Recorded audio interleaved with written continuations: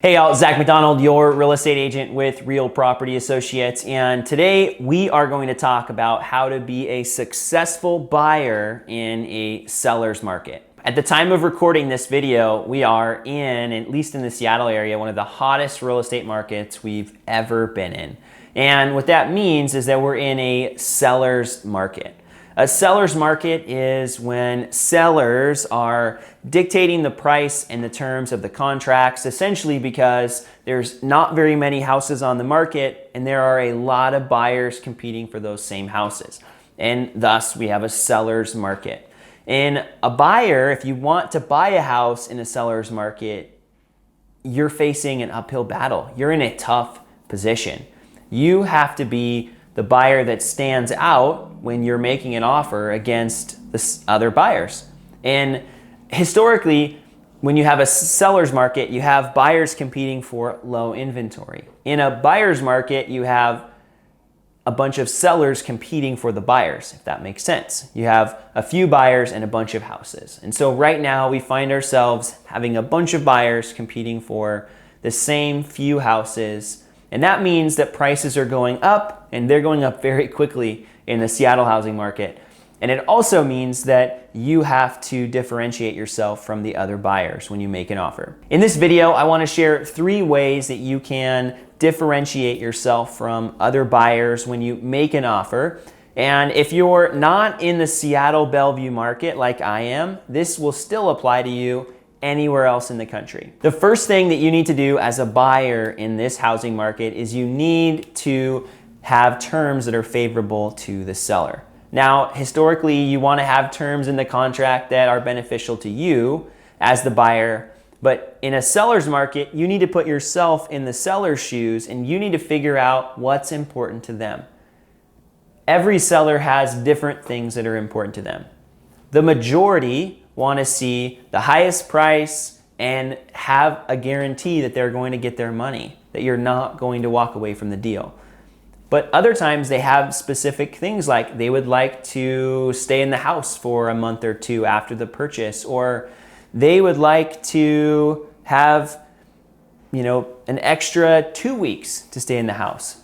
Maybe the seller would like the closing to take 60 days instead of 30, or maybe the seller wants the closing to take 14 days. It's hard or almost impossible to know every little detail, but a few good questions goes a long way.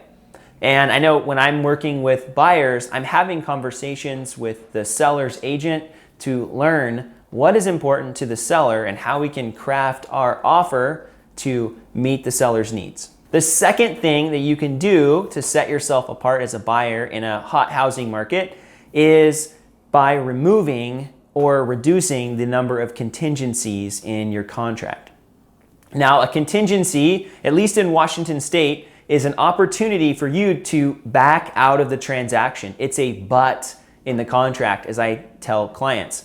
You have this agreement and you're committing to purchase a house, but you also want to get a loan, you want to get an inspection, and you could list off a number of things. The main 2 contingencies in a Washington State contract are going to be that inspection contingency and the financing contingency. And there are a bunch of other ones built into the contract, as well as some other ones that you can add. But the 2 most common ones are the ones I just mentioned. And when you're making your offer, it's hard to stomach as a buyer removing contingencies. But what's happening right now and what we're seeing is that the buyers who remove contingencies are the ones that are being successful most often and quicker. Now, there are things that you can do to feel more confident about removing contingencies. I think the first thing is just learning about them and being educated. So in every buyer that I work with, I have what's called a buyer consultation, and we talk through the home buying process and we talk through the different pieces of the puzzle. I also have recorded videos that I'll link up below on how to make an offer and how to make a competitive offer. And in these videos, I talk about the different contingencies and what it looks like to remove them, the risks, the benefits, and even some tactics around still maintaining some protections for yourself as a buyer. I don't want to go into all of them here because, well, I don't want this video to be a 30-minute video like those videos, but there are different contingencies that you can remove to make yourself stand out to sellers. The third thing, and the most important thing I'd say right now in this market, is to have the highest price. It's a sad day that I make a video and tell you the house ultimately goes to the highest bidder. It's not 100% true. I have clients who win multiple offer situations and are competitive and win in this hot housing market that we have in Seattle, but the majority of them are the one that also offers the highest price. In the past, if you removed contingencies and you had terms that were favorable to the seller, that was a huge step towards getting your offer accepted in a multiple offer situation. But right now, and just the sheer number of buyers in the market, there are plenty of buyers that are making very similar offers when it comes to terms and contingencies. So a seller is, maybe if they got 20 offers, they have 4 or 5 that are very similar with the terms and contingencies. And then they're looking at the price, which is offering the highest price. Recently, I've had a few sellers choose offers that weren't the highest offer because they had better terms and contingencies, but most of the time, they are choosing an offer that is the highest. And same thing on the buy side. I've had a few situations recently where a buyer has gotten the house and they're not the top offer on price, but most of the time, that's what it takes to be successful right now.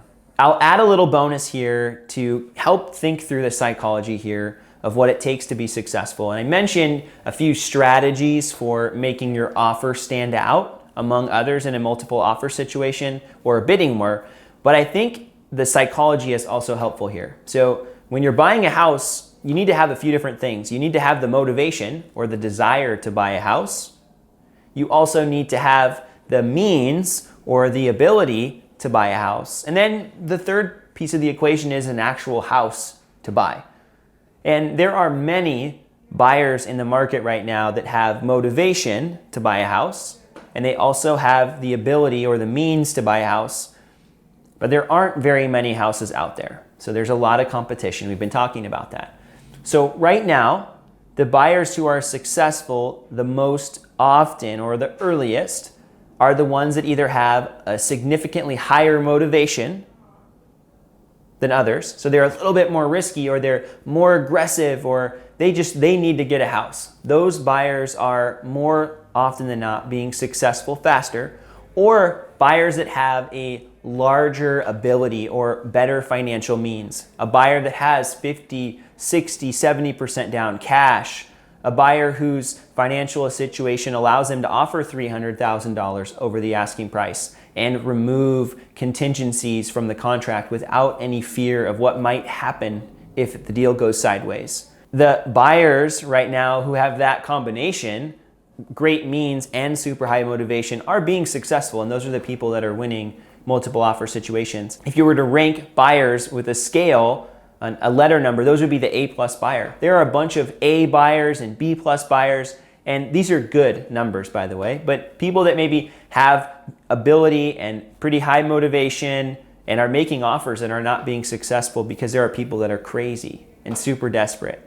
So as a buyer, I think you need to come into the situation with your eyes wide open, okay? Super wide open. And you need to know what the situation looks like, face reality as it is, and then take action accordingly. And that might mean for you that you wait a little bit until you feel like you're in a situation where you can be an A+ buyer, you can be super motivated, you can have the financial ability. It also might mean that you just need to be patient, and maybe you do need to make a couple offers. You might miss out on a couple houses, but you have a good attitude about it and you keep pressing forward. Because really, you can't control what everybody else is doing. You can only control what you're doing. So I tell all my clients, we're gonna make the best offer possible that you can make and that you feel comfortable making, and then we need to let the chips fall where they may. I hope that you found this video helpful, and in fact, I know if you made it all the way to the end that you got some value out of it. So a couple things. Number one, please consider subscribing to my channel if you'd like to see more videos like this on a regular basis.